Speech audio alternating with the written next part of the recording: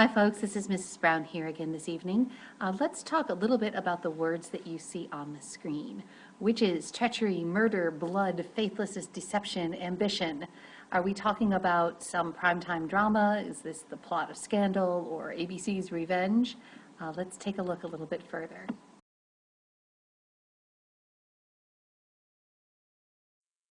Nope, nothing you'll see on television, at least not in the regular series. We're going to be discussing all of these items and how they play out in Shakespeare's Macbeth.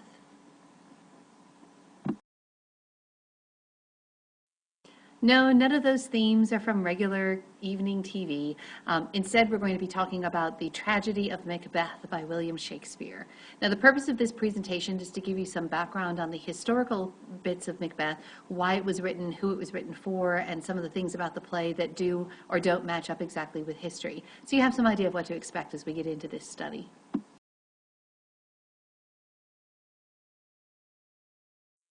So what on earth do you have in common with a drama that's almost 500 years old at this point? Well, have you ever complained about the people who were in charge of things, your parents, the teachers, leaders, the government? Have you ever had friends who maybe egged you on to some bad behavior?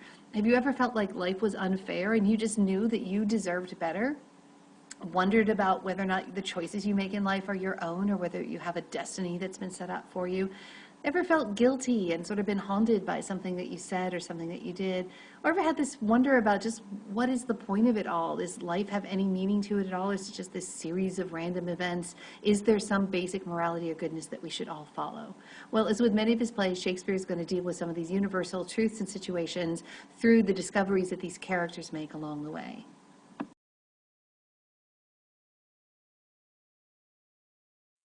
Now, Macbeth is sometimes referred to as the Scottish play, which is something that we'll look at a little bit deeper into this presentation. And it is actually based on an episode from history, which was the death of the Scottish King Duncan at the hands of one of his own relatives, a guy who happened to be named Macbeth.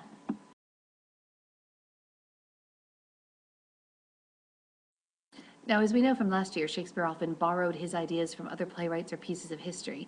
And in 1577, this book came out called The Chronicles of England, Scotland, and Ireland, and that was probably part of Shakespeare's source for this, is Raphael Holinshed, who wrote this, and Shakespeare probably saw some of this history and said, hey, there's a good story in there someplace.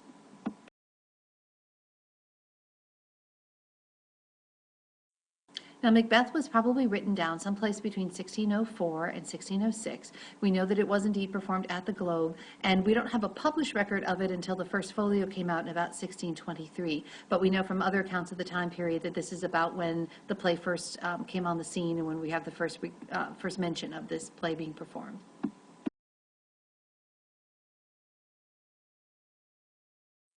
Now, there are a lot of things happening in history that made what happens in Macbeth sort of resonant for that time period.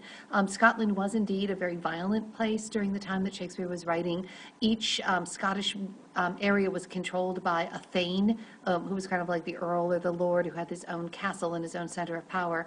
And political murders and revenge plots were very common and were often a way to gain power, often even within families. And they were still under threats from plundering Vikings, who still were attacking Scotland from the coast the same way that they'd been doing for hundreds of years.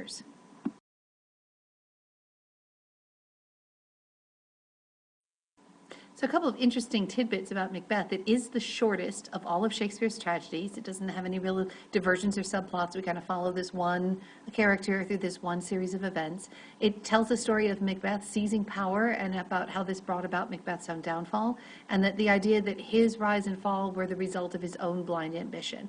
It does, however, contain some of Shakespeare's most famous lines and most poetic passages.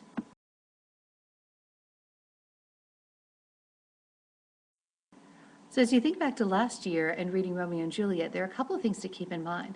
First of all, Romeo and Juliet was one of the very first plays that Shakespeare ever wrote, and it was written for Queen Elizabeth, who was his patron at the time. Now, Elizabeth and James were very different kinds of rulers and very different kind of people. Elizabeth was very well educated. She loved poetry and language, wordplay and witty puns. She enjoyed the kind of complexities in plot and following all of these details. She was a very realistic and practical kind of ruler, and she was relatively secure in her own crown by the time Shakespeare came into popularity.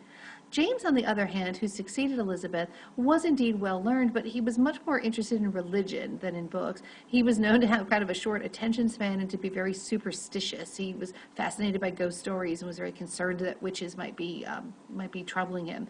And he was also very fearful of plots to overthrow his reign, and with some good reason, as we'll see coming up.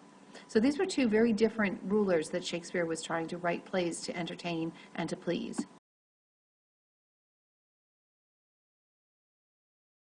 We can talk for a moment about this idea of a patron. A patron is someone who helps to support an artist in some way, usually through money, sometimes through advertising, or just lending their name or their importance to the work that the artist is doing. Now, Macbeth compliments James because it makes Banquo, who is said to be the ancestor of King James, into the hero of the play. And Macbeth focuses on these issues of kingship and loyalty, and these were really important to King James, who had seen a lot of terrible things happen in his life. He himself had survived a very early assassination attempt. His own father had been murdered, and his mother, who was Mary Queen of Scots, had been executed by his Aunt Elizabeth, the former queen, who had put his mother in prison for many years and finally had her executed to help protect Elizabeth's throne. So James was the guy who would be paying for Shakespeare, and Shakespeare wanted to make sure that what he was writing would please James and would make James and James's family look good.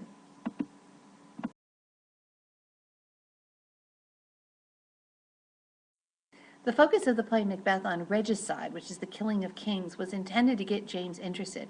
It tied into what was called the Gunpowder Plot in November of 1605, when this group tried to overthrow James by blowing up Parliament, where James and James's wife and children and his whole family would have been there at the time. So this was very timely. It was kind of like watching things come out on TV that are about terrorism right after we've had terrorist attacks. It was very much tied into what was happening politically and socially during the time that James had just become king.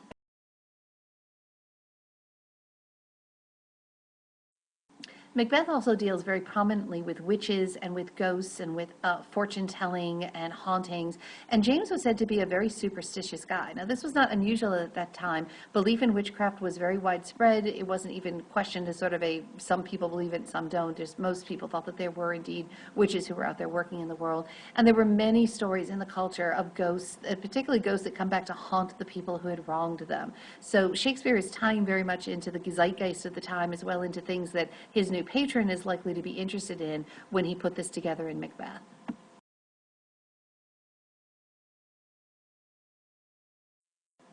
Now, as I mentioned at the beginning, Macbeth is based on a historical character. We know that there really was a guy named Macbeth. He was born in around 1005. There's no historical evidence that Lady Macbeth had any influence on her husband any more than the usual wife would have had.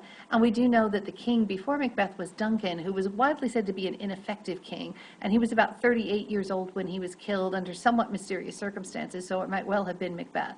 Macbeth, though, unlike what happens to him in the play, the real Macbeth actually ruled for about 17 years, was eventually elected as High King of Scotland, and for about the first 10 years was really seen as kind of a competent and reformer kind of ruler, and led Scotland into kind of a long period of grace and stability through that time. And Shakespeare kind of playing with the history here again was probably a way to make King James's family look more important and look more like the heroes rather than Macbeth's.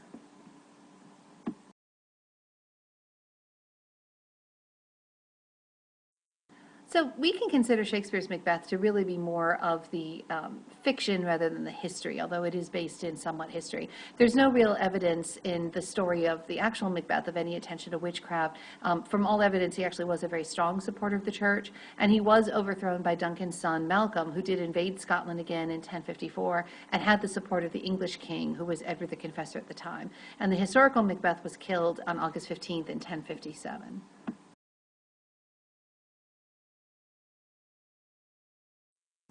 The main theme of the play is the classic downfall of the hero. It's really seen as a tale about the dangers of the lust for power and what happens if you decide to let that passion for power end up betraying your friends and leading you down the wrong path.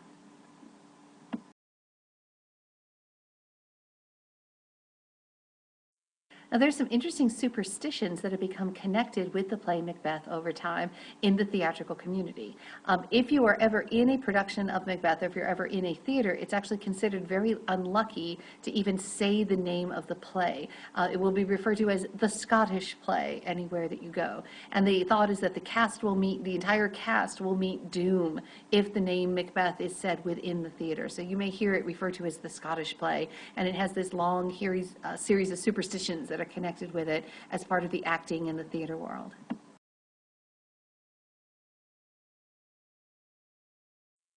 As we get started reading the play and studying it, almost from the very beginning, you're going to start seeing some of these recurring motifs. And these are important images to watch for as we go through the entire script. The idea of blood and violence, clothing and how it's worn, and who wears what pieces. The idea of things that are natural, that is the natural order of things and organic, versus unnatural, things that are interrupted, the circle of life in some way. The image of sleep or the lack of sleep, what happens with insomnia or sleepwalking, is something that plays throughout the whole play. And the weather. The weather very often is going to reflect or foreshadow the situations that are happening within the characters and within the actions of the play. So keep all of these in mind as we get started.